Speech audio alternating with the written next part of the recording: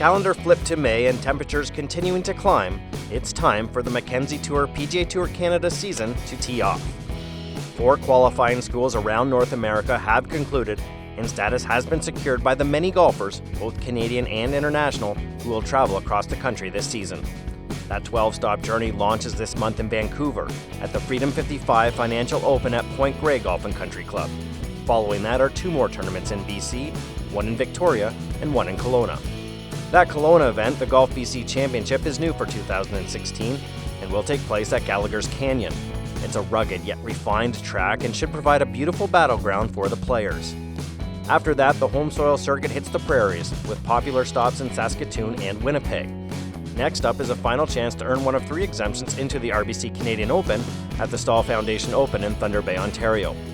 Following a week-long break for our national championship comes another new event, the Oil Country Championship in Edmonton. That's sponsored by the Oilers Entertainment Group, which owns the Edmonton Oilers, and not surprisingly, a former Oiler, Hall of Fame goalie and avid golfer Grant Fuhr is the event's honorary chair. A pair of stops in Fort McMurray and Calgary close out the Alberta portion of the schedule before the tour heads back east. Aptly named the National Capital Open to support our troops, an Ottawa-based event in partnership with the Canadian Armed Forces is the 10th of the season. A trip to Atlantic Canada is always a treat for the players who tee it up in the Cape Breton Open.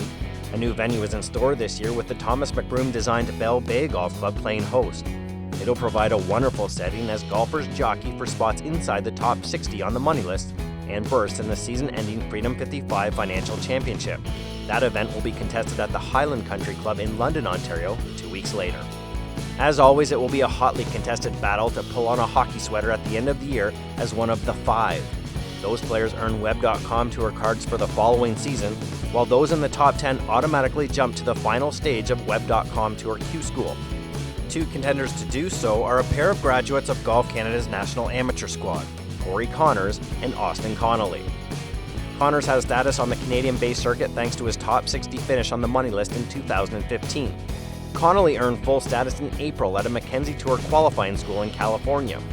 The young pro, who received a sponsor's exemption into the RBC Canadian Open last year, has made 3 cuts and 5 PGA Tour starts over the last 2 years. The cross-country journey is about to begin.